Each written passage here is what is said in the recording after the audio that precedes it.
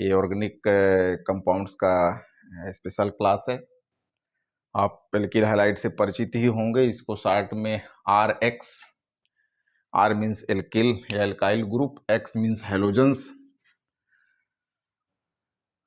R equal to CH3 methyl, C2H5 ethyl, इस type के alkyl groups होते हैं। X means halogen, fluorine, chlorine, bromine, iodine, ये सब हेलोजेंस के एग्जाम्पल्स हैं। अब अगर हम लोग कार्बन और क्लोरीन की इलेक्ट्रोनेगेटिविटी को देखें, ऋण विद्युता जिसको कहते हैं इलेक्ट्रोनेगेटिविटी को, तो कार्बन की इलेक्ट्रोनेगेटिविटी 2.55 है, आयोडीन की 2.55, इसको 2.55, ब्रोमीन की 2.8, क्लोरीन के 3.0। अब फ्लोरीन सबसे ज़्यादा हाईएस्ट इलेक्ट्रोनेगेटिव एलिमेंट है पूरे पीरियोडिक टेबल में, उसकी इलेक्ट्रोनेगेटिविटी 4.0 है, 4 है। अब आपको पता है कि कार्बन और हैलोजन की इलेक्ट्रोनेगेटिविटी में जितना ज़्यादा डिफरेंस होगा बॉन्ड उतना ही पोलर होगा। तो डिफरेंस तो है, कार्बन का 2.5 है और फ्लोरीन का बढ़ते बढ़ते, अगर हम आयोडीन टू फ्लोरीन देख रहे हैं यहाँ पे, तो 4 पहुँच जा रहा है। तो डिफरेंस है, काफ़ी डिफरेंस है कार्बन और फ्लोरीन। तो सबसे ज़्यादा जो पोलर बॉन्ड हुआ वो कार्बन फ्लोरीन बॉन्ड पोलर हुआ, उससे कम क्लोरीन, ब्रोमीन, फिर आयोडीन। तो पोलैरिटी के हिसाब से देखें, बॉन्ड की एनर्जी के हिसाब से देखें, तो सबसे ज़्यादा जो बॉन्ड एनर्जी है कार्बन हैलोजन बॉन्ड की, वो एल्किल फ्लोराइड में है। उससे कम बॉन्ड एनर्जी एल्किल क्लोराइड की होगी, फिर ब्रोमाइड की होगी और फिर फ्लोराइड की होगी। क्योंकि फ्लोराइड के जो कंपाउंड्स होते हैं वो थोड़े से वाइगोरस होते हैं या डिफ़िकल्ट रहता है उनका प्रिपरेशन करना, उनको हैंडल करना, इसलिए कम यूज में लाए जाते हैं। तो बेसिकली जब हम carbon halogen compounds alkyl halides की बात करते हैं तो स्टडी के हिसाब से आयोडाइड, ब्रोमाइड और क्लोराइड पर ही फोकस किया जाता है। तो RI, RBr and RCl carbon alkyl है, alkyl chloride, alkyl iodide, alkyl bromide और एल्किल क्लोराइड। ये है order of reactivity, order of reactivity. तो रिएक्शन के लिए सबसे जो बेस्ट है, या जहाँ पे carbon halogen bonds easily break होगा, CX बॉन्ड का क्लीवेज इजली ब्रेक होना इस रिएक्शन के लिए महत्वपूर्ण है, सबसे इम्पॉर्टेंट फैक्टर है। तो RI बॉन्ड्स जो है सबसे ज़्यादा रिएक्टिव बॉन्ड है, चूँकि उसकी जो एनर्जी है वो नियरली 45 किलो कैलोरी पर मोल के आसपास है। इसी तरीके से RBr की बात करेंगे तो थोड़ा सा स्ट्रॉन्ग है, वो नियरली 54.4 किलो कैलोरी है। और कार्बन और क्लोरीन बॉन्ड की बात करेंगे तो वो 65 किलो कैलोरी पर मोल के आसपास बॉन्ड एनर्जी है। तो बॉन्ड्स की पोलैरिटी और बॉन्ड्स की एनर्जी के बेस पे ये इनका रिएक्टिविटी ऑर्डर है। जो बॉन्ड्स जितना ज़्यादा पोलर होगा उसकी रिएक्टिविटी उतना ही कम होगी। अब इनके रिएक्शंस की बात करेंगे तो चूँकि कार्बन और हैलोजन में सिंगल बॉन्ड बनता है, तो एल्किल हैलाइड्स में जो कार्बन है वो sp3 हाइब्रिडाइज्ड है। तो इनमें सारे बॉन्ड सैचुरेटेड बॉन्ड से सिंगल बॉन्ड्स हैं, तो इनमें सब्स्टिट्यूशन रिएक्शन होता है। ये भी एल्केन की तरह इनमें भी सब्स्टिट्यूशन रिएक्शंस होते हैं। तो एल्किल हैलाइड में जो सबसे इम्पॉर्टेंट रिएक्शन है वो है न्यूक्लियोफिलिक सब्स्टिट्यूशन रिएक्शन। जो मुख्य इनकी रिएक्शंस हैं एल्किल हैलाइड्स में वो हम लोग देखते हैं nucleophilic substitution reaction.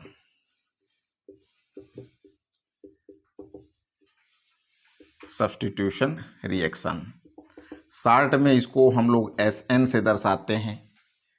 Important reactions है न्यूक्लियोफिलिक सब्स्टिट्यूशन रिएक्शंस SN। होता क्या है इन रिएक्शंस में कि फॉर एग्जांपल ये RX है, जब कोई न्यूक्लियोफाइल अटैक करता है, nucleophiles are those species which are negatively charged ions और having lone pair of electrons. Nucleophile Hindi में उनको नाभिक स्नेही कहते हैं। ऐसे स्पीसीज हैं जो कि या तो ऋणावेशित होते हैं या उनके पास लोन पेयर होते हैं। तो हैलोजन में, एल्किल हैलाइड में जो हैलोजन है उस पे निगेटिव चार्ज है, because this bond is polar, ये पॉजिटिव है और ये निगेटिव है। तो यहाँ पर X का बिहेवियर भी पॉजिटिव सेंटर के प्रति है, वो भी न्यूक्लियोफाइल है। यहाँ पे ये जो अटैक करने वाला रिएजेंट है वो भी न्यूक्लियोफाइल है। तो न्यूक्लियोफाइल को रिप्लेस करता है और इस तरीके से ये RNU और हैलाइड आयन बना है। This is nucleophilic substitution reaction. अब इसकी मैकेनिज्म को अगर देखें,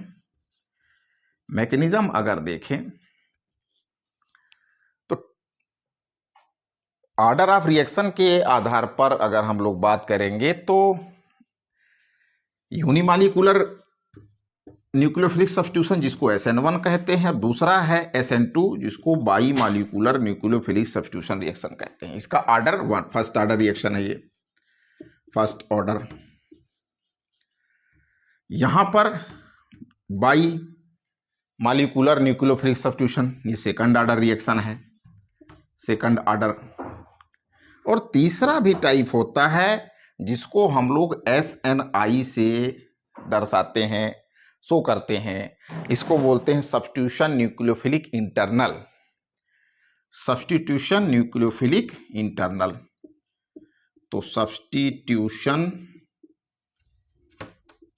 न्यूक्लियोफिलिक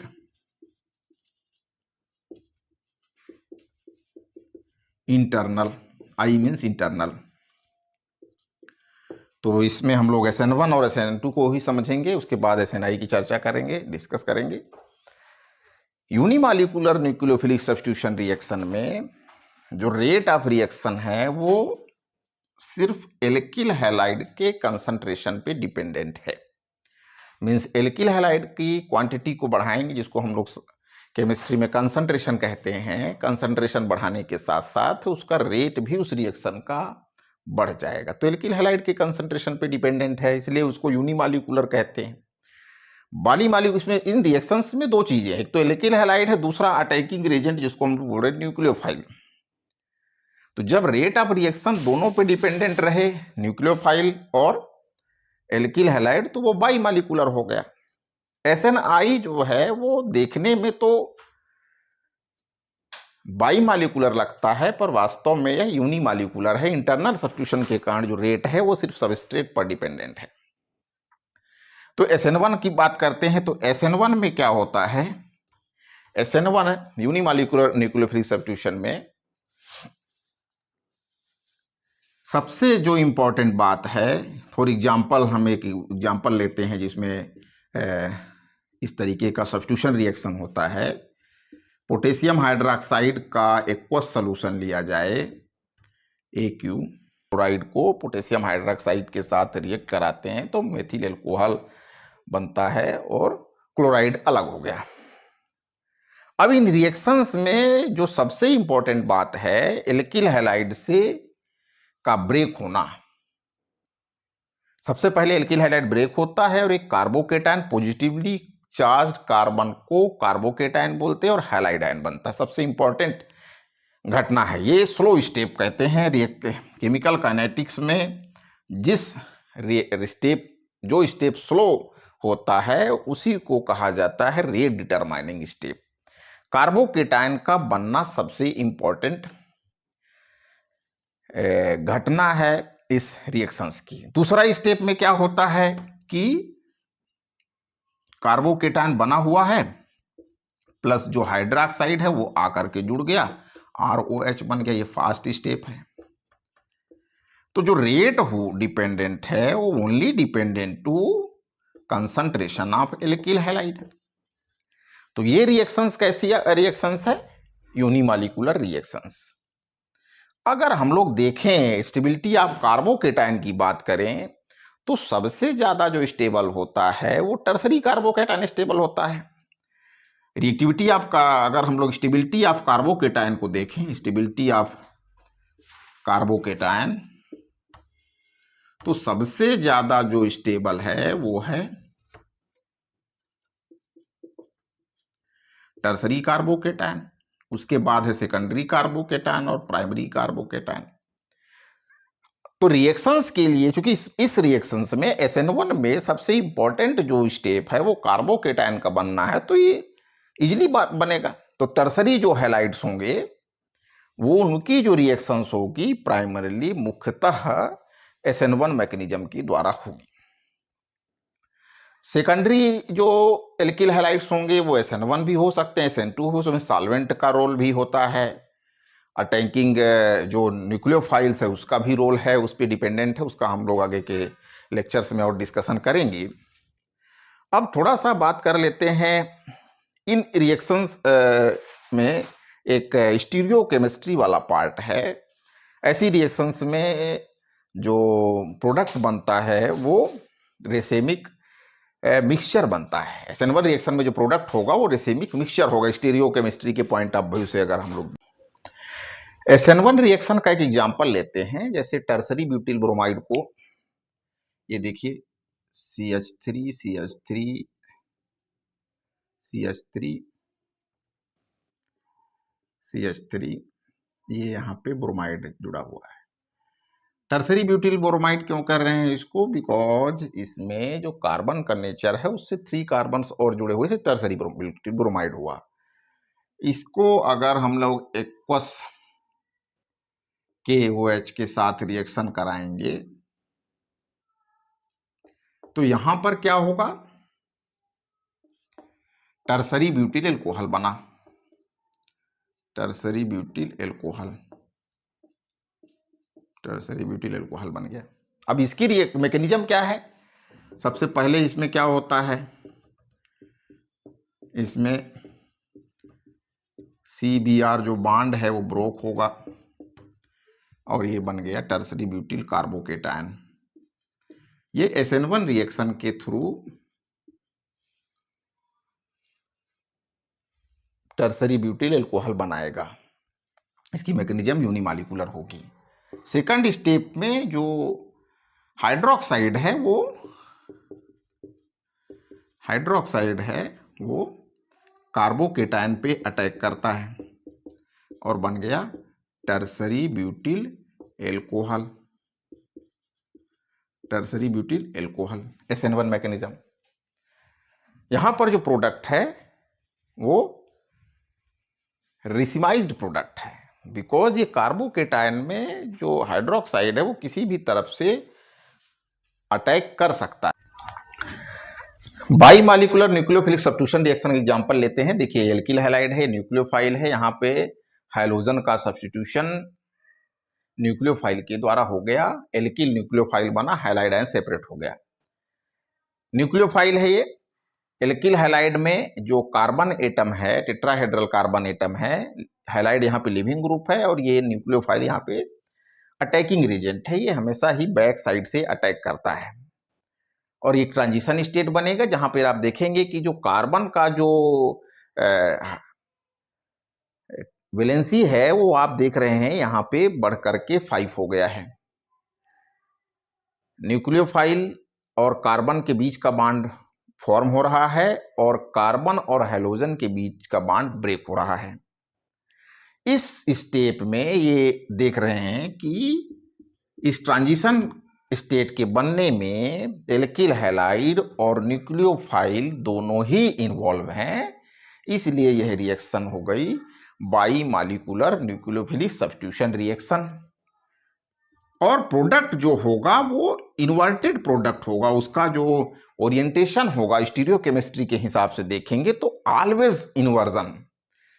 यहां पे हम लोग देख रहे हैं कि हैलाइड कहां पे था और न्यूक्लियोफाइल कहां पे जुड़ रहा है। तो हमेशा ही जो by molecular nucleophilic substitution reaction है वहां पे आपको इन्वर्टेड प्रोडक्ट ही मिलता है।